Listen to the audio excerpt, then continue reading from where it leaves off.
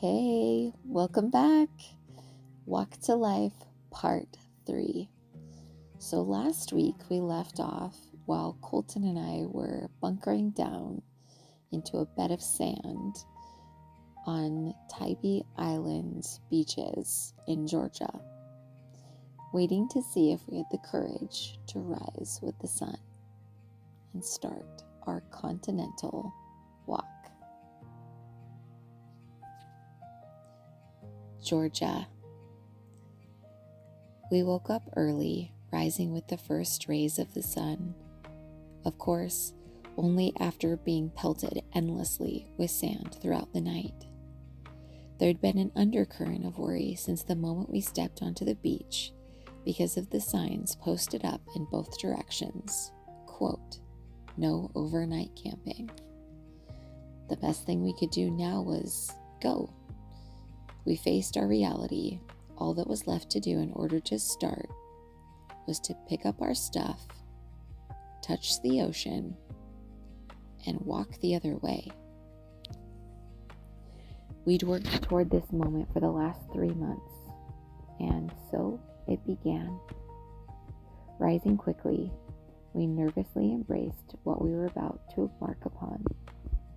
Getting all our stuff into our packs, we kept hoping that if all of our things got put away quickly enough, we wouldn't get into trouble for sleeping on the beach. We liked the idea of drawing less attention to ourselves at such a pivotal point. After my pack was on my back, I wrapped my little Red Riding Hood cloak that I'd made around me.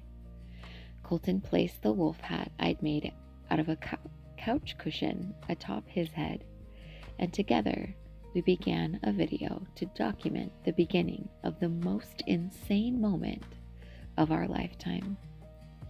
Walking out to the ocean, Kolton started to speak into the camera, offering up the beginning of our journey. This video became our announcement to the world of who we were and what we were doing. We were taking a journey to share hope and find hope for ourselves. We reached the ocean's edge, lightly stepped into the water, and watched as the shoreline current began recoiling back. Instantly remembering I was wearing the tennis shoes that I would be walking in all day, I jumped out of the water as it came back even more briskly. Laughing and shaking off emotions about getting a foot soaked the second we started, I turned away from the ocean to look at the path ahead for the first time. We smiled nervously at each other, exchanged comforting nods, and began trudging up the beach toward the town of Tybee Island, Georgia. Just after 6 a.m. on this beautiful morning of May 1st, 2017, we had just begun our walk. A journey that would take us across the North American continent from the Atlantic Ocean to the Pacific Ocean. As we walked through the city, we looked for anything to reassure us that this wasn't the dumbest decision of our life. It was less than an hour of walking before noticing a marquee, a sign from the Optimist Club. The Tybee Island Optimist Club wishes you and yours a safe and prosperous year. This allowed us to feel a small boost of encouragement. Even the slightest lift was an inspiration to keep going, especially not actually knowing what we were doing. We stopped when we were hungry, thirsty, or when our feet just ached, doing everything we could to recoup. We struggled every time to get back onto our feet with gear intact to keep going. As we walked through Tybee Island, we noticed many onlookers, possibly many of them quizzically judging us, wondering what in the hell they were seeing. It all appeared clear by the looks on their faces, though I'm open to being wrong. After many hours of walking away from the ocean, we saw on our Google Maps the opportunity to take a walking trail to get off the side of the highway. We discovered the minuscule joy of trudging down the side of the road and how little we already liked it. So when a foot trail was revealed as an opportunity to get to the same place but without cars whipping so closely past us, we headed straight for it. A little sprinkle caused us to stop and put on ponchos. Knowing Georgia storms can be strong and wild, we draped them over us and our things to keep from getting soaked. This one, little did we know, would be short and pass quickly, but we weren't willing to take that chance. We wrapped our feet in grocery bags in an attempt to keep our shoes dry and began down the walking trail, our bag-wrapped feet crunching with every step. It was not long before we realized the rain had passed for good, and we were soaking ourselves from the inside out through the muggy Georgia heat. We stopped to remove the bags and ponchos and pack them away before continuing. Passing cyclists, joggers, and other walkers was nice. Despite how silly we looked and felt, there was something comforting about being surrounded by others who, like us, found solace in the outdoors, people choosing to be present with the path beneath their feet. With every step, we put more pavement behind us, immersed in conversations, sometimes only noticing someone who'd passed us earlier when they reappeared, heading back the other way. We didn't think twice about it. Instead, we'd imagined they'd simply gone as far as they wanted and were now returning to their vehicles. Soon, we'd progressed just over 4 miles on this trail, only to find out why several joggers and bikers were coming back so quickly. With the canal on our left and the ocean to our right, we faced one of our first real challenges. Where there used to be a bridge to continue the walking trail, there was no bridge, only the connection of the canal and the Atlantic Ocean. This unique Georgia coastline now appeared on 3 sides of us. We were surrounded by water. And on the 4th side, behind us, was the path we'd already come from. At some point, the bridge had collapsed and was no longer there. The remnants were now just broken rubble and an impossibly heavy railroad tie. It took us 5 or 10 minutes to decide what we were even going to do. Knowing we couldn't bear the thought of retracing all those miles, we searched for a way to build a bridge that would safely get us across. However, we couldn't find anything sturdy enough to support our weight and light enough to move, let alone something that could span the 20-foot gap. After much debate and frustration, Kolton made an executive decision. "I can see a road from here," he noted. "If I jump across the canal, then you can jump and I can catch you and we'll just trudge through the brush back to the road." Not a moment later, thoughts filled my mind of Georgia gators that were probably nowhere nearby, and venomous snakes that were very probably to be between us and the road. We had been warned many times these past several days about Georgia and the wonderful wilds. In that moment, they were all swirling around in my mind, filling me with dread and fear. What if I jump on something that doesn't want me to be jumping on it? A little bit of panic settled in on me. Kolton, determined to find a way forward, climbed atop a denser cluster of bushes near the edge of the broken path. The canal below stretched wide and deep, its murky water an intimidating obstacle. Hoping the added height would give him a better chance of clearing the water and reaching the other side, he steadied himself as the bush swayed slightly under his weight. With his backpack strapped tightly, he crouched low, braced himself, and leapt. He sailed across the gap, his feet landing just shy of solid ground on the far bank. The loose mud gave way beneath him, and he began to sink as he struggled to find firmer footing. It was my turn. I climbed atop the bush, looking around, trying to spot anything hazardous, as Kolton shouted across to me, "Come on, jump, I'm sinking!" Scared, but not wanting to make things worse, I took a deep breath, threw my arms back, scrunched at my knees, and sprang as hard as I could with my 55-pound backpack. I splashed into the water with one foot and landed barely outside the canal with the other, quickly joining the other foot underneath the mud and water as both of us instantly began sinking thigh-high deep into sludge and water. Panic surged through me.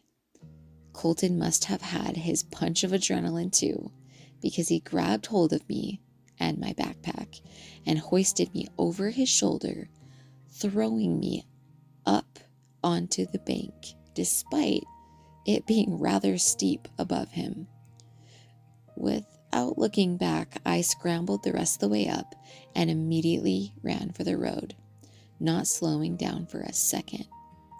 Once I knew I was safe, I turned around to see Kolton chasing after me more cautiously, hoping not to encounter anything I may have disturbed. Fortunately, he had gotten himself out of the mud and was okay.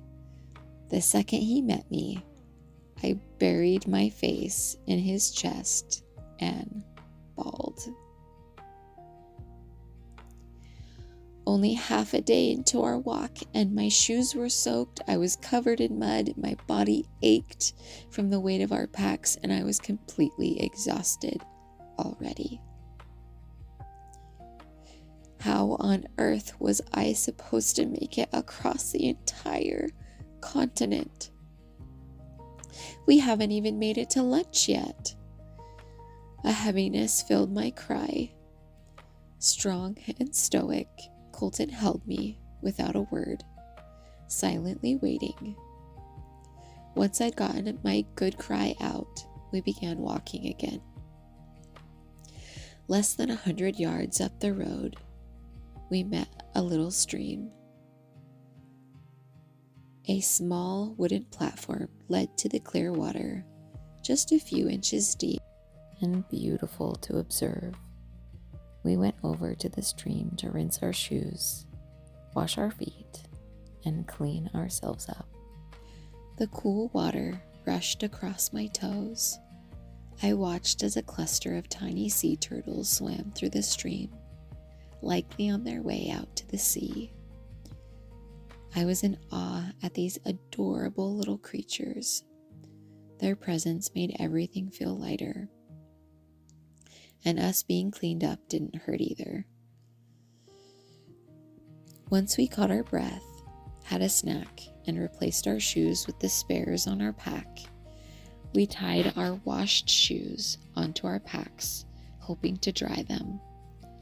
With fresh kicks on, we began walking again, this time choosing to follow the roads and not take side paths for fear that they would be missing an important piece again. We followed the road all the way through the rest of Tybee before crossing the bridge from Tybee Island into mainland Georgia, only then realizing we've been on an island all morning. We'd given ourselves extra miles by starting off the mainland's coast. Laughing to ourselves, but knowing it was already done, we kept going across the bridge. There was a small restaurant, one that we remembered from our drive, where we'd already stopped and asked for the possibility of them being a food sponsor. Hungry, having not eaten a meal that day, we decided to see if they would be that sponsor now that we were actually on this journey. We walked up to the restaurant, hopeful and excited to share who we were and what we were doing. Meeting the manager we'd met all those months ago, remembering us and our crazy story, they agreed to be our first restaurant sponsor. We savored our lunch, the time off our feet, and the intrigue that came from the guests and the staff. For me, this was a sign that things could still work out. It had already been a hard day, and the day was not yet done. But there was a glimmer of hope in the form of kindness, a restaurant offering a meal to us to give us the strength to continue forward. After taking pictures with the staff and some of the locals who happened to be there, we thanked them profusely for being a blessing and kept going. The sun had far surpassed its peak, and now the shadows of buildings were growing all around us. It was just before dinner time, and we were exhausted. We sat down on a patch of grass, only to quickly be approached by an officer and asked to leave. "I'm sorry," he said. "This is private property. You've got to move out of this area." There weren't any obvious signs we'd missed.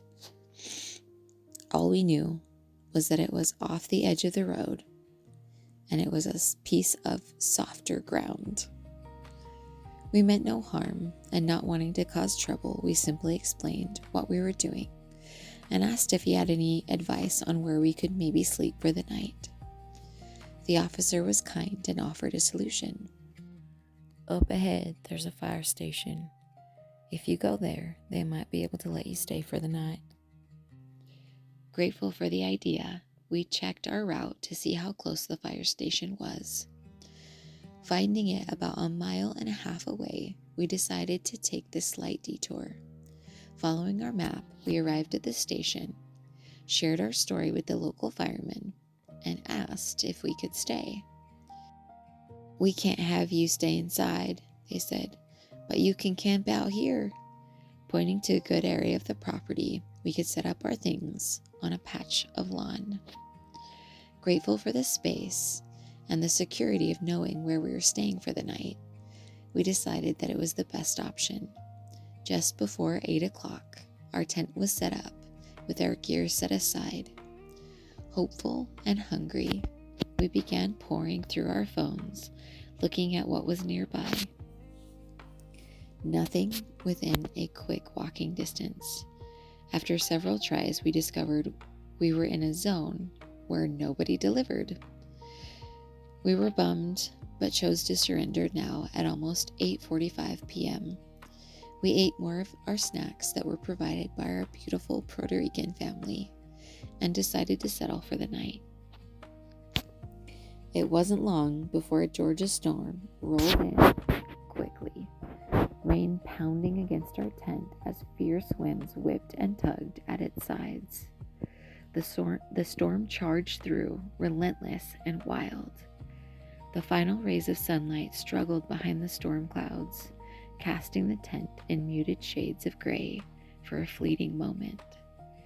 Then, with a sudden, powerful gust, the tent door flew open, snapping the zipper under the force. "What is this?" I thought. We had such a ridiculous day. With the mud, other rainstorms, exhaustions, struggles to get dinner, nothing for breakfast, and all these things that felt so big and so annoying to me. Kolton, holding his ground, used one hand to hold the door closed at the top and his toes to hold it at the bottom. We sat in our tent as water began pooling in the bottom of it, and Kolton's other hand held his phone as he began speaking into the storm reading and declaring his beautiful story of how all things were going to work out. He spoke firmly of how this experience was going to be a wave of good in our world, a story Kolton had written before the walk had even began. This was his story of how everything beautiful that this walk would be and everything we would be in the world. He read as the wind continued to push against our tent and the rain continued to beat against the walls. After another 45 minutes, the storm subsided a little bit. Kolton ran over to the door of the fire station, eagerly asking if we could stay inside for the night, as our tent was soaked and we were exhausted. "No, we're not allowed to have people stay inside," the fireman replied with certainty and a bit of sorrow in his voice. So we slipped on our ponchos, hoping to keep from getting completely soaked. Stepping out of the tent, I did what I could to get the zipper to hold for the night, and resigned. I climbed back in, hoping that it would stay. Cold, wet, frustrated, and still a little hungry, we curled up together around the puddles on the ground and passed out entirely exhausted. The next morning was really difficult to get up. By the time we finally did, it was already well into the day, with the sun high in the sky. We crawled out of the tent and began surveying the damage. With all of our gear soaked, we began laying it across the lawn to dry.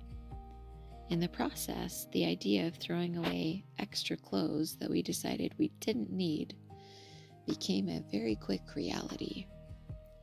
Right after that was handled, another challenge was found. Our food had been overrun by ants. Oh, the insane ants of Georgia. It was a mess. Having to scoop half of our peanut butter out just to clear the ants away, not to lose the entire jar, and throwing away half of the rest of our food because it had been claimed by these tiny, tenacious creatures. After discarding a good majority of our food and letting go of extra clothes, it took a couple more hours to get the rest of our stuff dry enough to pack away or strap onto us to keep trekking. By the time we left, it was just after noon, and we were already exhausted and feeling pretty heartbroken. This new lifestyle was going to take a lot to get used to. We began looking for opportunities, gas stations, parks, and other options that would offer restrooms, rest, chances to fill water, and the possibility to get food. Each day, toward the end of the afternoon, around 4 p.m., a knot would form in our stomachs. Stress and anxiety set in as we began to wonder where we might find a place to sleep that night. It wasn't a pattern that was easy to get used to, but after several weeks, a bit of trust began settling in. Every night, a solution had arisen for where we would rest. A kind stranger offering their lawn, a church offering a place on their land, a quiet spot off the road in the woods, or an officer suggesting somewhere that would be safe and legal for the night. It seemed as though all necessities were met through that same faith. Water would show up every time we needed it. Gear, food, literally everything. Each morning we spent over an hour filling our packs to the brim, still too scared to let much go. It was a daily struggle to make everything fit, and once packed, we avoided taking nearly anything out until bedtime. Now, being several weeks in and well into the state of Georgia, we had already taken much longer than we'd hoped. Since we were out here to walk, It seemed like the right thing to do. Keep walking. It was evening. We had just reached the edges of the town of Thompson, Georgia, and were walking on a sidewalk where a man approached us from his home. By that point, we were used to strangers coming up and asking us, "What are you doing?" assuming that the Little Red Riding Hood and the wolf adornments really caught people's attention. The man was actually coming out for his meal, but took the time to talk with us. Impeccable timing. By now we'd learned that if we encountered people in the evening, it was a good opportunity to inquire about places nearby that were okay for us to camp. The man was truly kind, and after a few minutes of conversation, he asked, "Would y'all like to get set up in a hotel?" At first, our minds flashed to the money that we didn't have. We couldn't go to a hotel right now. We didn't have money for one. Something about our faces must have read as much. No, he said. "This would be my family's treat. If you guys would allow, we'll put you up." We carefully explained that we would be honored and truly appreciative of the opportunity to stay in a hotel that night.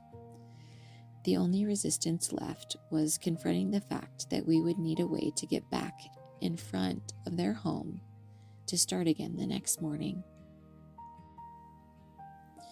You see, we're going for a continuous line across the United States, and for us, it'd be too much to come this far, then get a ride to the hotel and have to walk back to get that line in the morning. A declaration we got very familiar with during our trek, and we're grateful we'd gotten so clear about it from the beginning. That clarity and communication helped in getting the support that would allow our rule of a continuous line for our trek to be honored. "Not a problem," he said. "I'd be happy to send my son in the morning to pick you up and bring you back here. Give me a moment to grab my keys and we'll go drop you off." After arriving at the hotel and arranging the room at the front desk, he offered us a $100 bill. Doing everything we could to not cry, we listened as he said, "Hey, use this to go get food. What you're doing is real special, and we're happy to support you. Here's our number. Text me, and then my son will let you know when he's here in the morning." And just like that, our night transformed. We had a hotel room, a hot shower, clean clothes, and enough money for a real meal, all with the assurance that we'd be back en route by morning. After settling in, we wasted no time putting it to good use, showering, changing, and heading down to the lobby. With extra cash in hand, we walked to a nearby Zaxby's for dinner, a short detour that was well worth it. After getting in line at Zaxby's, we ended up meeting the kindest lady, an adorable blonde sparking up conversation. It didn't take long for us to share what we were doing and why we were in Georgia. Quickly, she learned where we were staying and shared how grateful she was for our causes. Many people have been touched by the stinging pain and loss of suicide, and others know the struggle of having a little one with a major or challenging illness. Between the Make-A-Wish Foundation and the American Foundation for Suicide Prevention, we usually found that whomever we were talking to felt truly grateful for the causes we chose to walk for. After a delightful conversation and getting our food, we walked back to the hotel to relax for the night. We weren't there long before a call came from the front desk. "There's a woman here asking to see you. Would you guys be okay to come down to the lobby?" Not really sure what it was about, we found ourselves in the elevator feeling completely curious. As we reached the front desk, there was the adorable blonde, and in her arms, a box full of goodies and snacks. "Please take this," she said. "Take this to support your trip and help you along your way." Our eyes moistened as we exchanged hugs.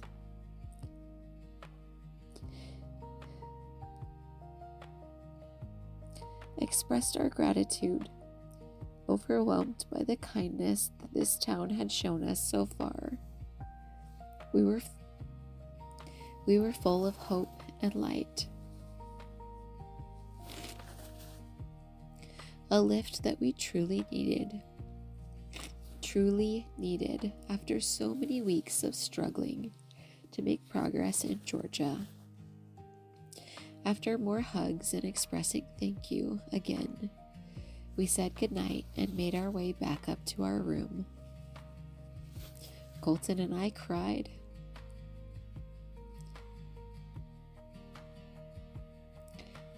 We wept for the beautiful kindness, tears of gratitude that our snacks had been replenished without us spending a dime. We cried for gratitude for a good meal, a comfortable bed, a clean shower, and an opportunity to do laundry. Cries of pure, sincere gratitude. That night, we rested peacefully and well. The next morning, we packed up as quickly as we could and tried not to keep our new friend waiting. We rushed down and out to meet him. The young man, kind and encouraging, drove us back to his parents' home to drop us off. Once we got there, we began to meet more of their family, including his older brother and that brother's own young family. The gentleman who put us up in the hotel and his beautiful wife owned a construction company, and some of their workers were already waiting at their home to get loaded up for the day. We got to meet them all as well. It seemed like a grace to know more of the incredible people working with this family. Before setting out, a little car came skittering into the drive, and the beautiful blonde woman hopped out. "Hi," we declared, excited to see her again, and ran to hug her. "How do you know them?" the gentleman asked her as we let go of our embrace. "I met them last night," she said, explaining how we met. Very quickly, we found out that this woman is the sister of the man who'd put us in the hotel. Wow, what an incredible family, we thought. And what divine timing for it all. After expressing our gratitude for the 100th time, offering hugs and saying goodbye, we left. As we walked through the town of Thompson, our hearts were full. We held our heads high, grateful for such a positive experience so far. Just before crossing a street, miles away from the home of such a beautiful family, a truck turned in front of us and pulled over across the street. We continued walking towards it. A sweet brunette addressed us from her truck. "I have been looking for y'all," she said. I heard what you were doing, and I just wanted to say thank you." Having been hurt by the pain of suicide in her own life, she was grateful for our mission and hoping to offer kindness and support. We exchanged information, planned to get together that evening, and received the offer of a meal. Grateful and beaming from this small town's kindness, we kept walking. Later that day, she came and found us, bringing with her a stroller that she said might be useful for helping carry our things. It seems laughable looking back now that we'd be offered a stroller in our first date, but we were truly grateful for the option of taking some of the weight off of our backs, even if it was temporary. Before we could unload it from the back of her truck, we were stopped. As late as it was, already 7 in the evening, discussions led to where we'd be resting that night. The conclusion came. "Well, y'all can stay with me," she said. Once again, sincerely grateful, we knew that what we needed to do was embrace it and say thank you. We let her know that we needed to be dropped off in the same spot the next day, but we were happy to get the time with her in her home and appreciated the offer. We loaded our stuff into her truck and climbed in. "Hey, I gotta go to my nephew's graduation. If y'all don't mind, it shouldn't take much more than an hour."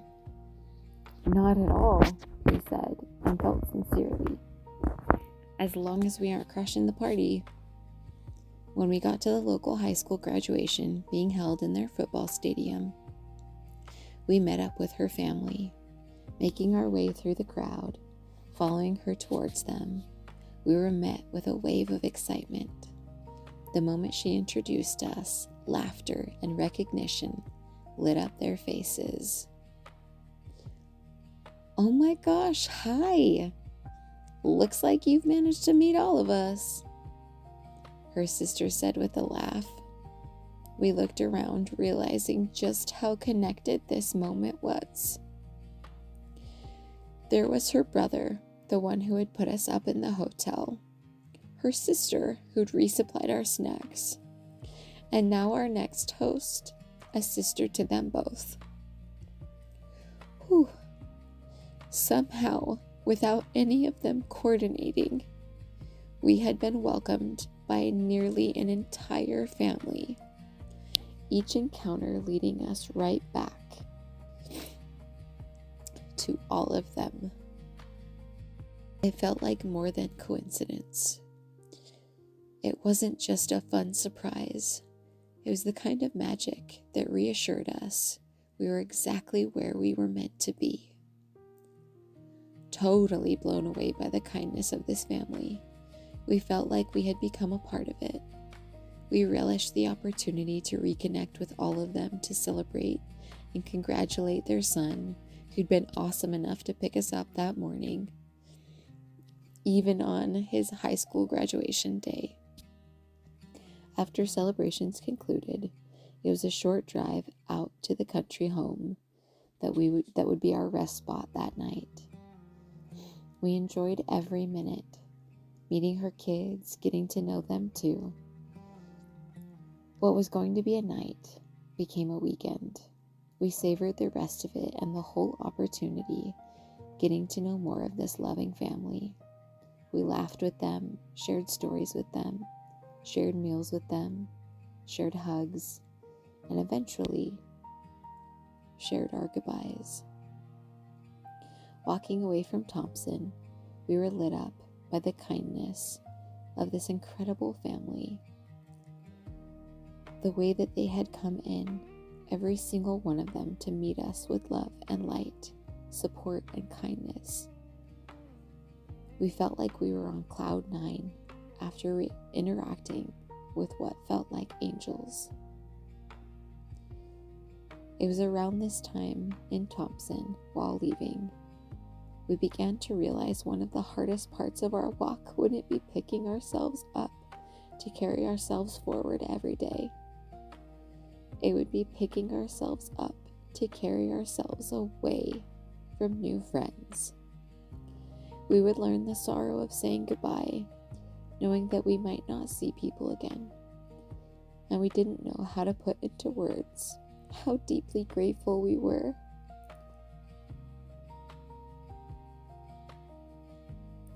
For each person who stopped to lift our spirits, to offer encouragement in moments when it meant the most. Every one of those things meant the world. And that was going to be one of the most difficult parts that might not ever end. The weeks stretched on as we continued our way through Georgia, and things kept getting harder. Already, Georgia had taken way longer than we wanted or expected it to. As we ambled down the road after another hard goodbye, a van halted to a stop in front of us. Out jumped a beautiful, dark-haired woman, Babs, and a striking red-headed man, Micah. "We were driving down the road," he said, "and I was scrolling through my socials. I saw Little Red Riding Hood and the Big Bad Wolf on my news feed. And then when I looked up, there you were, and I shouted at my wife to flip around, that I had to meet you guys. What is it that y'all are doing?" We began to tell him about the adventure that we were on and the causes that we were there for, not knowing he was not only a military veteran, he was also a veteran to loss. Grateful for our purpose and causes, he insisted, "We'd be happy to take your things for you. We'd love to help y'all out by lightening your load for the day, and we'd be more than willing to pick you up later and let you stay in our home." Day after day, the resource we discovered that was in abundance was trust. Even though it wasn't always easy to believe that we could, it was available. Could we place trust in ourselves and our abilities? Could we trust the people we encounter to be, in essence, kind? We chose to trust. "That sounds wonderful," we said, willingly handing over our security nets for the day. We carried only what we felt was necessary, letting them take off the rest of our belongings, too happy to worry. Freed from the weight I had grown so accustomed to carrying, the relief was immediate. I felt like I could fly, soar straight through the lush, vibrant Georgia forests surrounding us. That day felt less like an endless walk and more like an adventurous hike, a fleeting moment of lightness and ease that I cherished.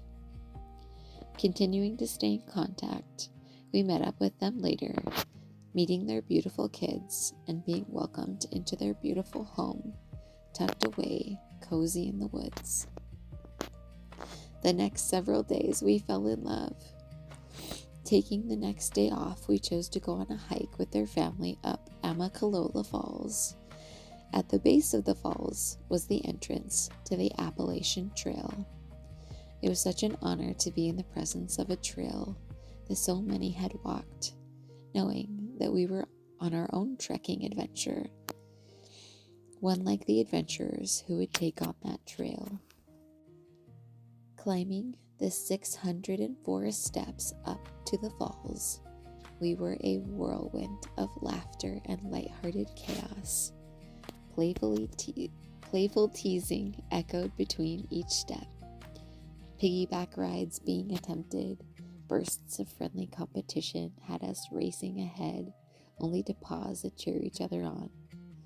The joy was contagious, weaving us even deeper into the bond forming between us.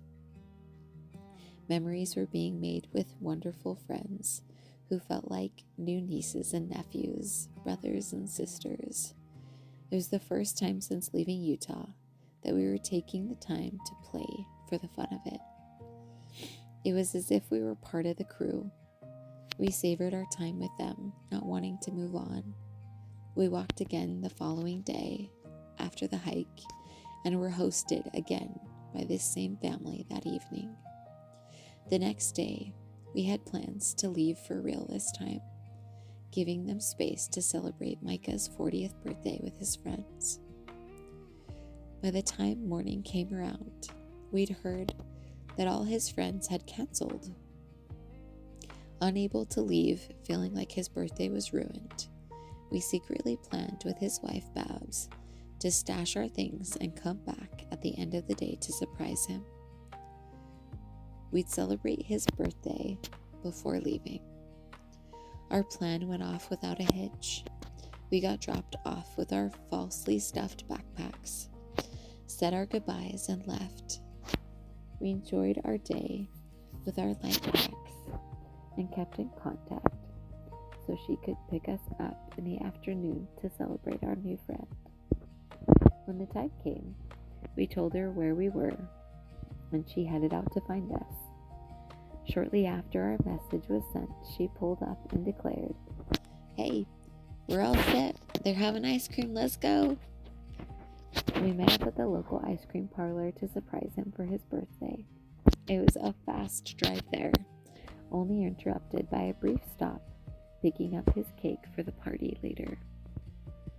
Going as quickly as possible to push off any suspicions of surprises, though he'd had more than a suspicion when we pulled up into the lot outside with Sweet Babs. Excited to see his new friends and grateful for our willingness to slow down for his birthday, we got to spend the rest of the evening celebrating, only to have his friends, who had all canceled, show up unexpectedly, last minute, at their home. It was a fun and intimate party, lots of laughter, lots of stories, lots of bonding with this small group of people. It was beautiful. If we hadn't been on a mission, we might have stopped and just stayed there forever, carving out a place for ourselves. We spent the next day with his new group of additional friends at the local lake. Even though I wasn't the best swimmer, I welcomed the opportunity to laugh and splash and make memories with this incredible family and new friends. We already felt like we were part of their world. It made it feel impossible to leave. Loving each one of their kids, both Micah and Babs and all their friends, the morning was truly difficult. We took our time to pack our things, being somewhat lazy about it, all before finally having the courage to hug everyone and say goodbye. These experiences would feel so long in the moment, and then suddenly, they'd be pulling away in their vehicle, leaving us to face what seemed like endless miles ahead. Once again, just the two of us, side by side. Once back out on the route, we cried with our hearts broken by how hard it felt to fall in love with people and say goodbye, not knowing if or when we'd see them again, not knowing what changes would happen in the time between when we might make it back out there. All the while, feeling so grateful for the opportunity to stop and be a part of somebody's world, even if just for a moment or a handful of days.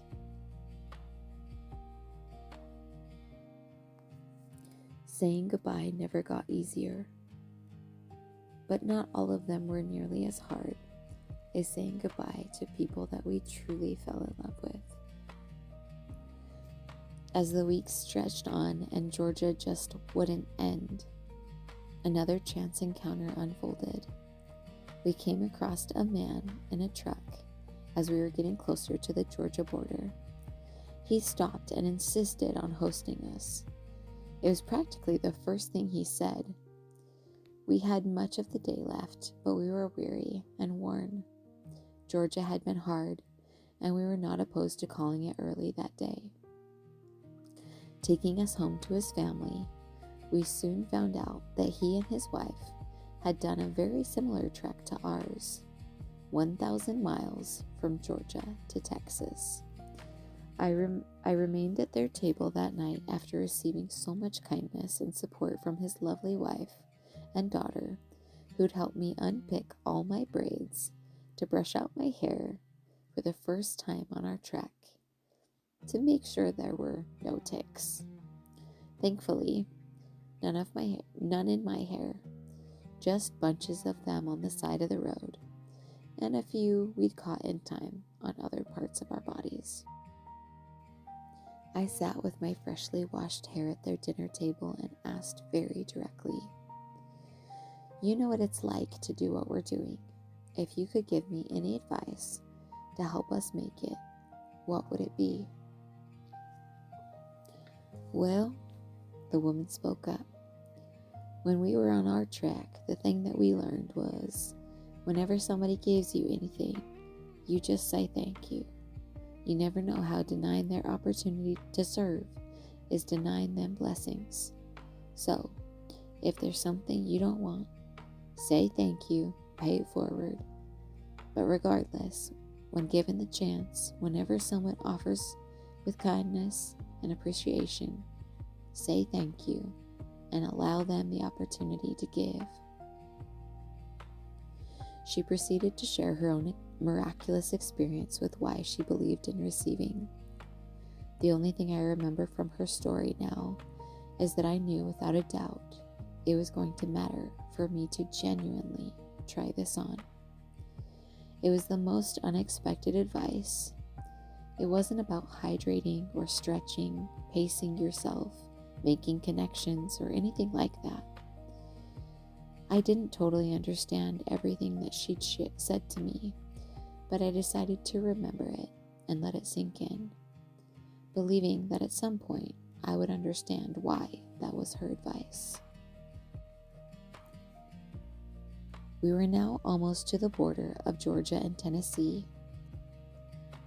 During our time in Georgia, we learned the sadness of saying goodbye to people that we came to love so quickly, and began embracing the struggle of trusting. Trust the timing, trust what resources showed up, and trust our ability to keep moving forward, no matter how hard.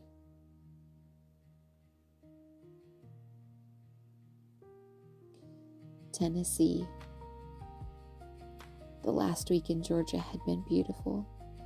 We were eager and excited to reach the Tennessee-Georgia border. I recall a lightness that week. Things felt brighter somehow. It was a week we will always hold in our hearts.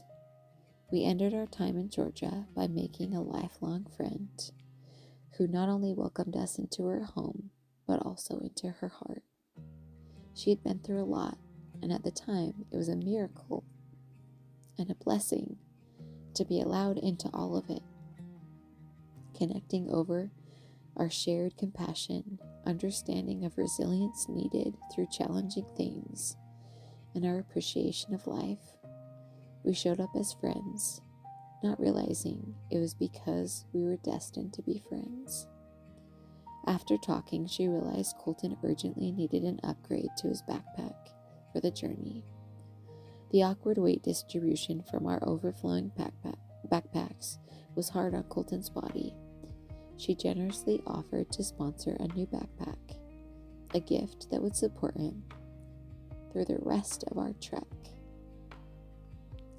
It was more than just carrying things with more ease. The gesture gave Kolton support that would end up lifting him, showing him that humanity was looking out for him. By the time we reached the Tennessee-Georgia border, one thing was clear. Saying goodbye was still not getting any easier. It was something we would just have to learn to accept. On June 19th, exactly 7 weeks after starting our trek, we hit what we believed to be one of our first major milestones, crossing into our second state. As we walked into Chattanooga, Tennessee, we were elated, delighted. We bounced around, filled with joy, grateful to be in a new state, and thankful for the huge milestone we had just checked off. To celebrate, we took our newly acquired Burley jogger and parked it outside the nearest Taco Bell. We went in to enjoy our Mexican feast and reward ourselves for making it this far. It wasn't long after we finished and we were preparing to leave that we noticed a commotion outside near our cart. Running out to check on our Burley, we encountered a man and his friend. "Hey, did y'all steal my buggy?" he asked with a sharp and accusing tone. Fear surged through me. Afraid that we might have our first real confrontation on the walk, I froze in place, wondering what dispute might follow. Kolton, wanting to protect me and our resources, responded, "Hey, I'm sorry, man. I think there's confusion. This is ours," and began to walk toward it. A thought crossed my mind, crystal clear. This is just another guy with just another story. That message absorbed all my fears and dispelled them instantly. I was calm. My body relaxed. My shoulders dropped. And Kolton noticed. It was as if, in response, he thought, if she's safe, I don't need to be afraid and push back. I watched his shoulders drop and relaxed in reply. Within minutes, we were in a connected conversation with this gentleman. Hearing his life story, struggles, and challenges, we began offering our compassion, understanding, and encouragement. Abruptly, he veered. "Y'all are just some rich kids slumming it across the country, aren't y'all?" Admittedly, a flare of anger flickered through me, just enough to make me indignant. "Excuse me? We are not," I declared. "We left Utah with $145, and we've been finding our way ever since." We'd given up everything to be out there, and no one else could have known. In many ways, I was wondering, what was I thinking? It had already been 2 months. We thought it would take 4 months to get across the entire country. We weren't even a quarter of the way yet. The man, whether embarrassed by his accusation or having a sudden change of heart, reached into his pocket and pulled out several crumpled up bills. He picked one out, shoved the rest back into his pocket, then handed me a $10 bill, still crumpled in a ball. At the time, I was still practicing, the technique called money friends. Again, keeping one of every type of dollar in my wallet as friends. So these bills were not to be spent, but to build positive thinking and relationship with money. What these strangers didn't know was that I was walking around with a 1, a 2, and a 5 as my money friends, but I didn't yet have a 10. As I unfurled the $10 bill, I held it up, looked him in the eye, and I said, "You know what I'm going to do with this?" His friend yelped, "Don't rip it!" I laughed a little, offering her a subtle smile in my glance toward her. "I'm not going to rip it." I looked at him in the eye again and said, "You see this $10 bill? I'm going to stick this in my wallet, and I'm going to carry it across the United States because it's more valuable than just $10. Knowing that my money friend's spot for a 10 was wide open, I was certain that I would keep that $10 bill for the duration of this trip. Our eyes misted over, but with a quick swipe, we set the emotions aside for a moment. Taking a deep breath to shake it off, I offered these strangers a hug.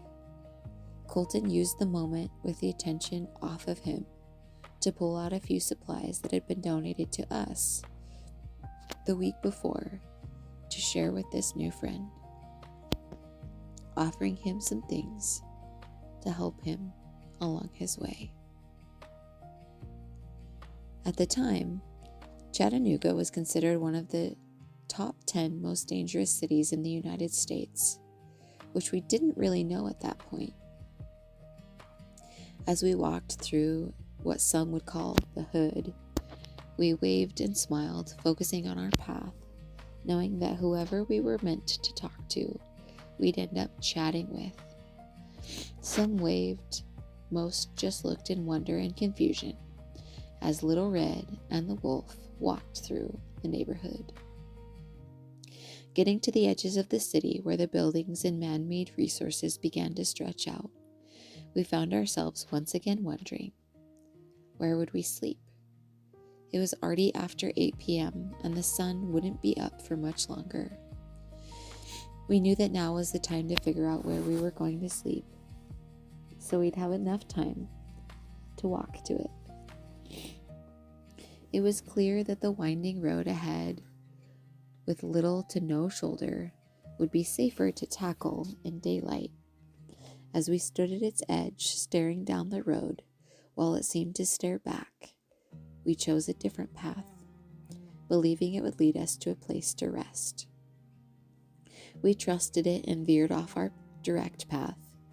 Not even a whole football field's length away from the road, Kolton sat down on a corner sidewalk to finish a conversation he was having on the phone with a friend.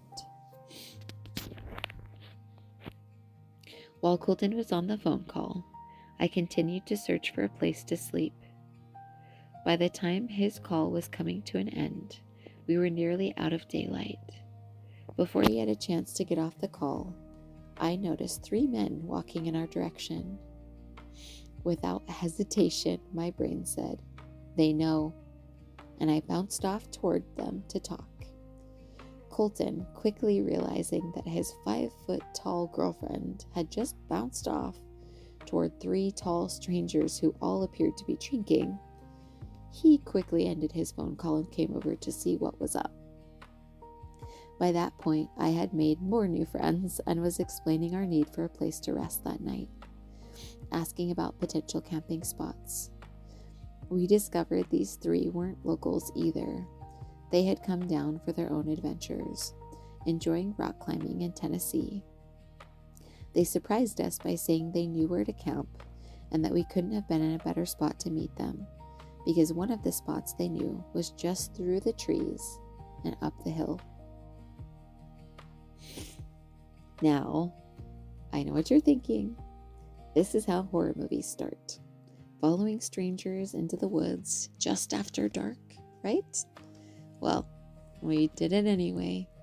We followed the strangers, buggy and all, into the woods as the sun's last refraction of light disappeared. Winding our way up in the mountain through the thick trees for about 20 minutes, we came upon a flat spot, maybe 15 feet wide, with a giant rock face blocking the wind. It was beautiful. And the spot overlooked the city of Chattanooga. For all the places we had camped in Georgia, it had felt amazing to be in an actual camp spot, safe and gorgeous.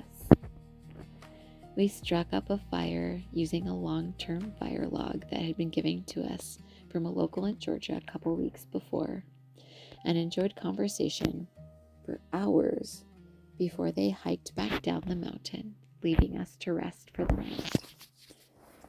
We never saw them again, but I was so grateful that I had trusted my intuition and followed these strangers, new friends, into the dark. The next morning, we were awoken by the hot pink horizon of the rising sun. I could hardly believe how gorgeous the city was from above. It looked like a dream. Within the next week, we ended up reconnecting with the officer who had rescued us months ago when we got stuck in a ditch. This time, we stayed with him and his wife as we passed through their area. Anyone would have cracked up hearing us recount how just a week before we had wandered into the woods with complete strangers. As an officer, however, that's just not something you'd normally do. He was terrified for us, completely wide-eyed, even though we were sitting safely in front of him, obviously fine. We savored the opportunity to reconnect with them, joining them for a family party and getting to know these wonderful people better through long discussions about life and what felt important about it. Once again, all too quickly, it was hard to leave. Feeling the pull of our journey calling us out of comfort again, we had to trust it. And just like that, we left their home and continued our journey. We were determined not to turn back or shrink from whatever lay ahead. So even though a tropical storm hit the same day we said goodbye, we kept going. Instead of fighting through it all day, we had the good fortune of connecting with a campground that would give us a break from the rain.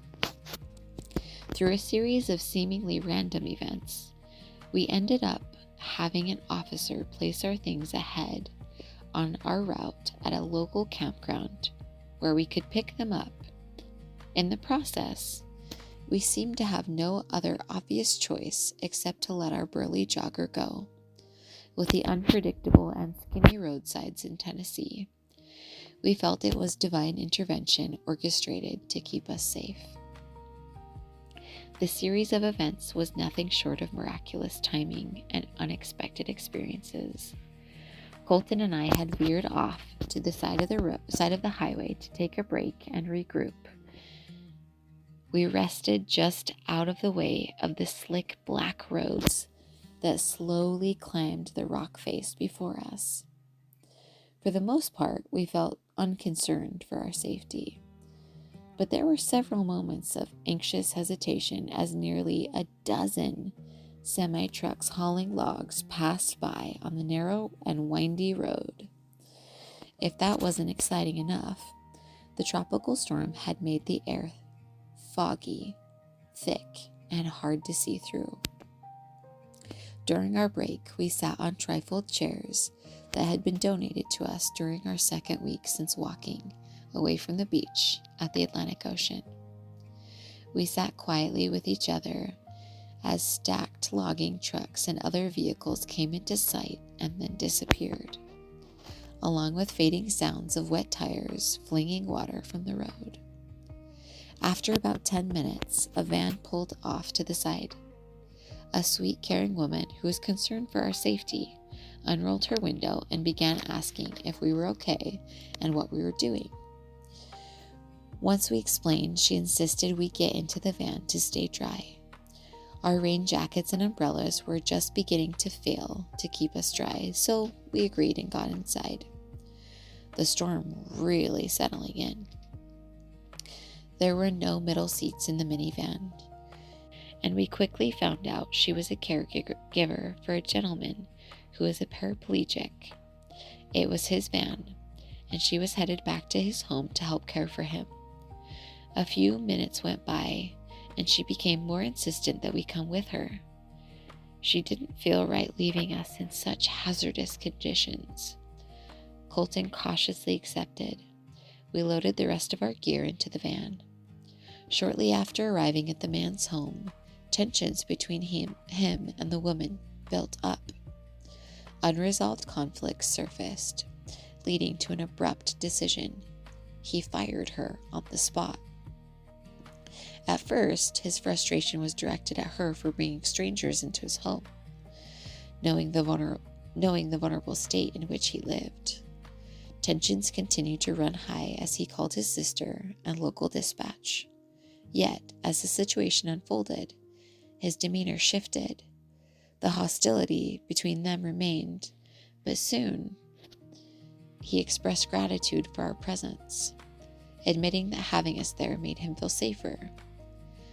Neither Kolton nor I sensed that their exchange would escalate physically, but the stress was aggressively evident.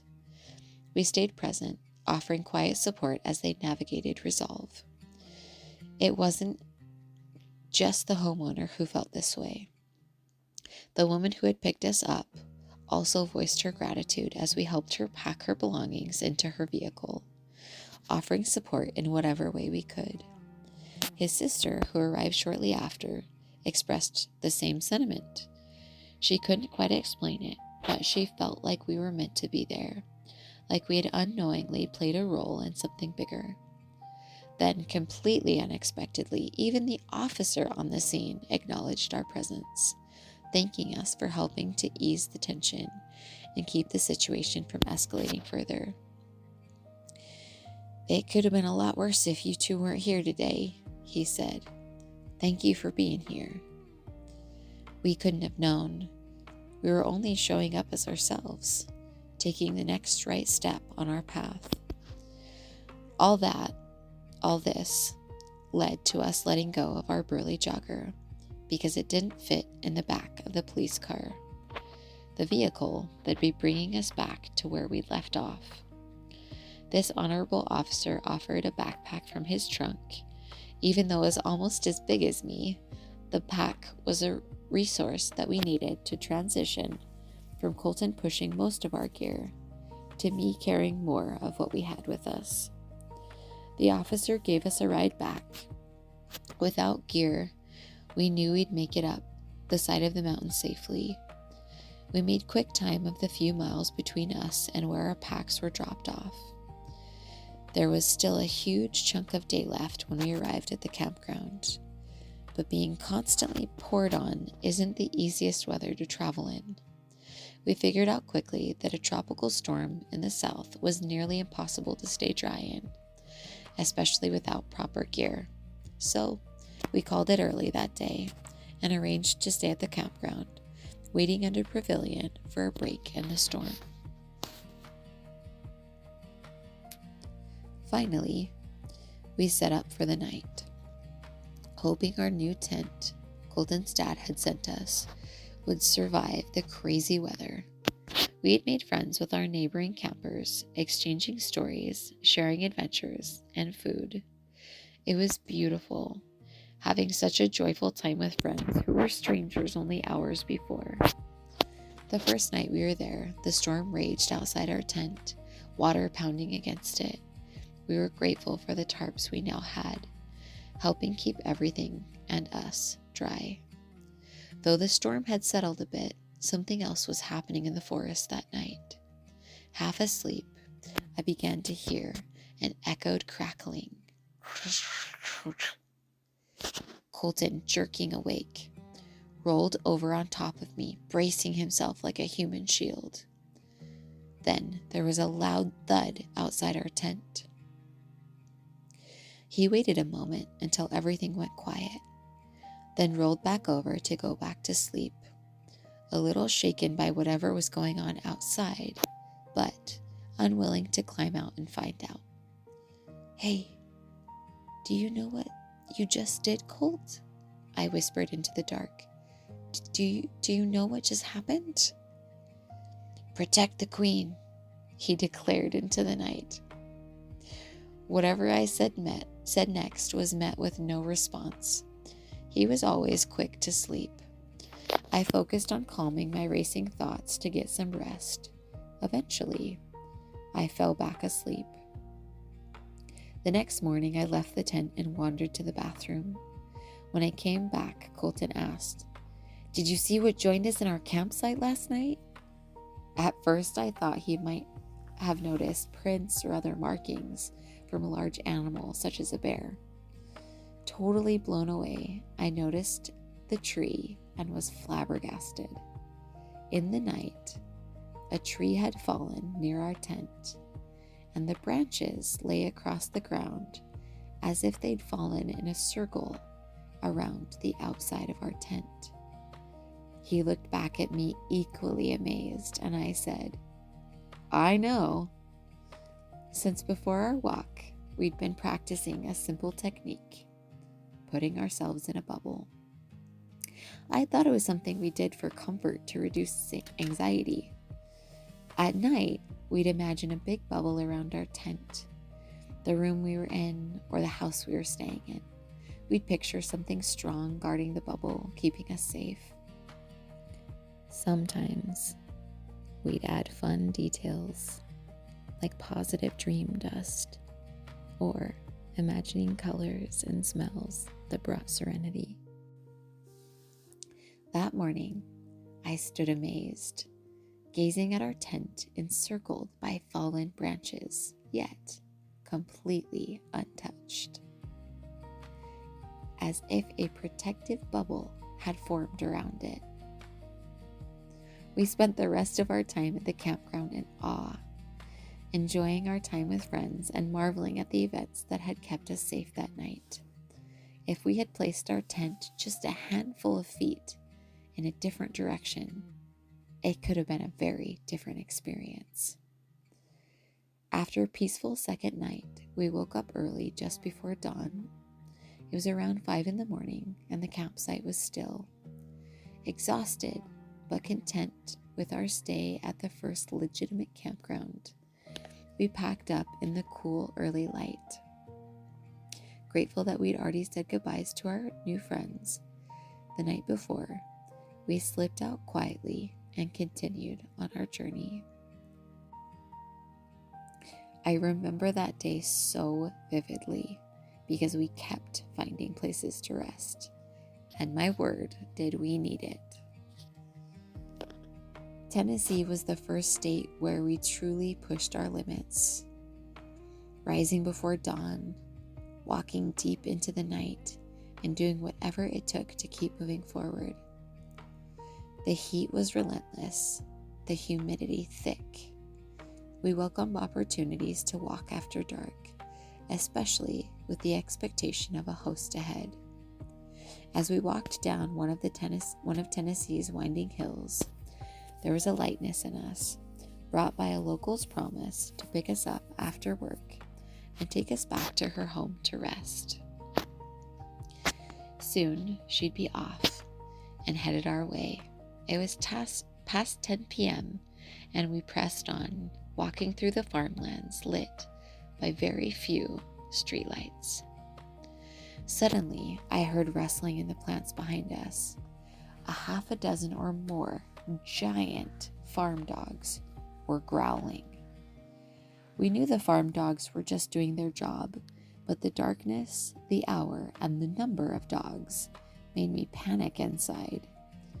These Great Pyrenees-sized dogs loomed behind me like figures straight out of a thriller. My instinct seemed to scream, "Run," but I knew that would only give them something to chase. I kept my pace steady, trying to calm myself. The growling continued, and I focused my thoughts away from fear toward any good possible outcome. I even started singing church hymns from my youth.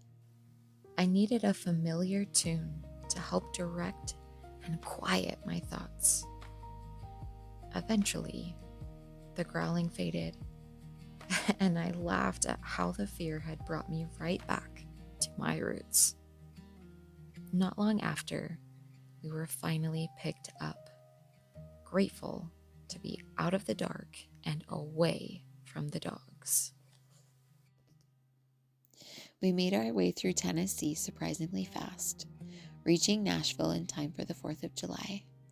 Now, just outside the city, on the other side, we faced yet again our usual challenge, finding somewhere to rest. Exhausted, we sat on a grassy hillside trying to figure out our next move. The heat had drained us and we thought we were tapped out. We looked ahead for places to stay. The only option within miles was the Fontanelle. Now, the Fontanelle is a big Nashville country music mansion tour, giving visitors a look into the lives of great country musicians. Sitting on a gorgeous green plot of land with luxurious cabins on the property below, a place of true country glamour, where guests traveled by golf cart around the property and enjoyed a private chef each morning. There was no way we could afford a night at one of those cabins, but we were desperate for a shower and a soft bed. After much consideration and back and forth, Inspiration struck. Maybe we could ask for a deal, or even a sponsorship. Kolton made the call, and after a few minutes, I could tell he'd worked something out. They were going to let us stay at a huge discount. We had just enough money to cover the cost. Excited and re-energized by the promise of rest and a shower, we walked the short mile to the cabins, met the wonderful staff, and settled into a truly gorgeous space. There weren't many times on our walk we experienced this level of grand luxury. Most of the time, we found comfort in the simple accommodations from kind people or stayed in basic motels.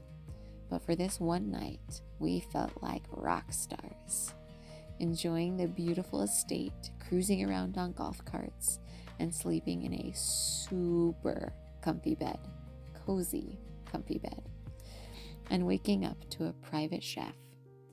It was glorious. I'd never experienced anything like it in my life. Before we left that morning, after an incredible breakfast, we were invited up to the Fontenelle Mansion for a free tour. Deciding to seize the opportunity, we wandered through beautiful rooms filled with guitars and memorabilia from country legends. Kolton even got to try on one of Kenny Chesney's concert jackets, star-studded, glamorous, and weighted with the kind of presence only a stage can command. We cherished those moments on our walk, savoring the experiences that added richness to our journey. It wasn't long before that we'd started setting rules for ourselves to guide our way forward. One of the first rules we set was that whenever we needed to stop, we would stop. We supported each other, we didn't complain, and we didn't push each other beyond our personal limits that ebbed and flowed, allowing ourselves to rest when we felt the need. Following that instinct wasn't always easy. It was often hard to know when it was best to sit down and when it was best to keep going, especially since stopping sometimes made it even harder to start moving again. By the time we crossed all of Tennessee, we had learned to trust those instincts, listening to the voice that said, "I really do need a break right now," or knowing when to push on through the night despite the discomfort, confident that we would be safe and trusting that our instincts knew more than we did, trusting that inner voice to guide us through the dark.